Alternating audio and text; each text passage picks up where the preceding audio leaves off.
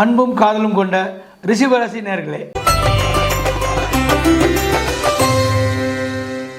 இந்த 2026ஆம் ஆண்டு உங்களுக்கு அருமையான ஆண்டாக அமையறதுக்கு காரணம் என்னவென்றால் கேட்டால், ராசிக்கு 2ஆம் இடத்தில் குரு பகவான் இருப்பதால் உங்களுடைய புத்திரபாக்கிய கனவுகள் நிறைவேறும், உங்களுடைய குடும்ப ஒற்றுமை ஓங்கும்.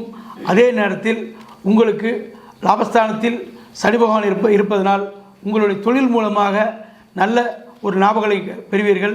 ஆனால் இந்த ஆண்டு நீங்கள் வாகனங்கள் எதுவும் வாங்க வேண்டாம், தொழிலில் மட்டும் கவனம் செலுத்துங்கள்.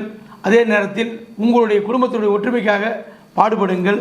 அதே நேரத்தில் உங்களுடைய உடலில் கவனம் செலுத்துங்கள். பல் ஆரோக்கியத்தை தயவுசெய்து பார்த்து கொள்ளுங்கள்.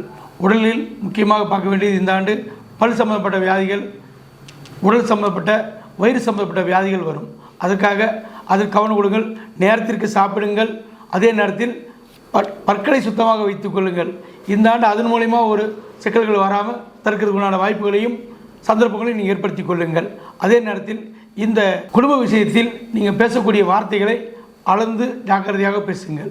உங்களுடைய இந்த ஆண்டு 2026ஆம் ஆண்டு சிறப்பாக அமைய வேண்டும் என்றால் நீங்கள் முதலில் மீனாட்சி அம்மனை தரிசனம் செய்துவிட்டு ஒரு முறை திருமலை திருப்பதி சென்று பாருங்கள்.